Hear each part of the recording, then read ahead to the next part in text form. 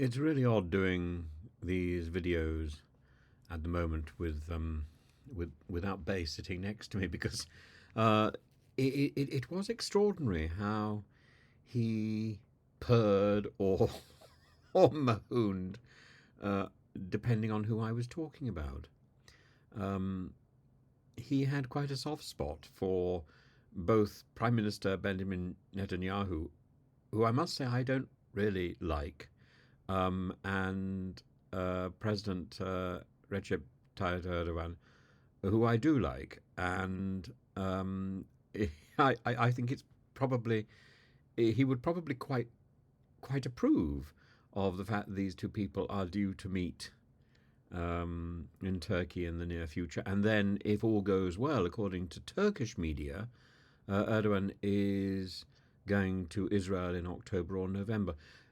I think it's so important to get people together who perhaps you wouldn't expect to. And Netanyahu was due to go to Turkey in July, but postponed the trip because of a medical procedure. I think he had a pacemaker fitted. And when Erdogan was in New York, he met Netanyahu, and they have arranged a trip, um, uh, mutual trips backwards and forwards. And Erdogan is interested in going to the Al-Aqsa mosque and visiting Jerusalem.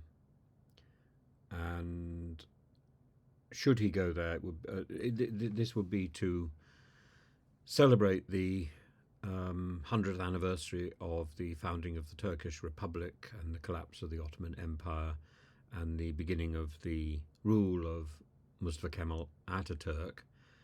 And of course, the Al Aqsa Mosque has benefited greatly from Turkish investment, and the link between the Al Aqsa Mosque, of course, and the Ottoman Empire is terribly important.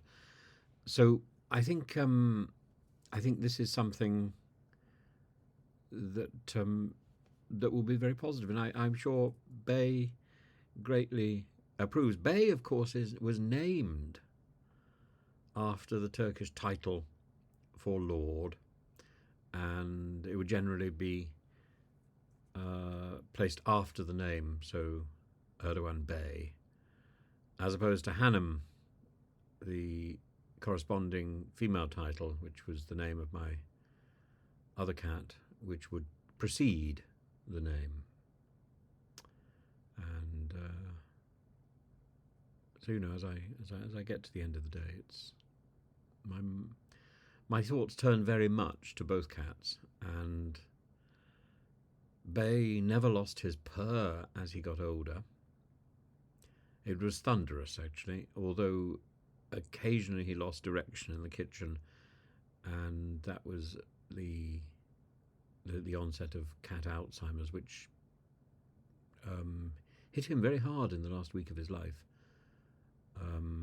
And then the last few days he seemed to be back to normal, but at no point did the purr disappear.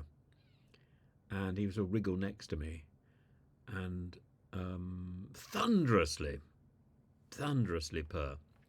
Whereas his sister, she did lose her purr, which was incredibly sad.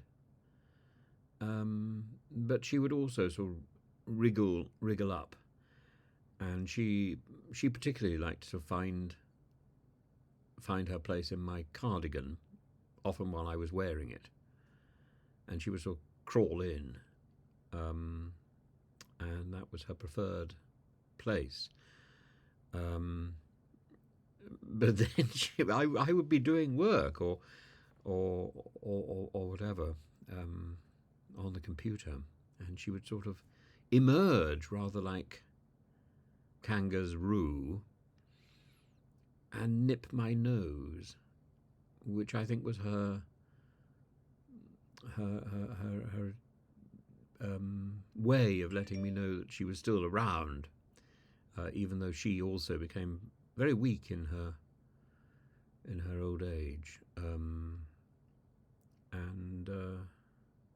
And so, yes, I've nursed two cats who both had their own personality.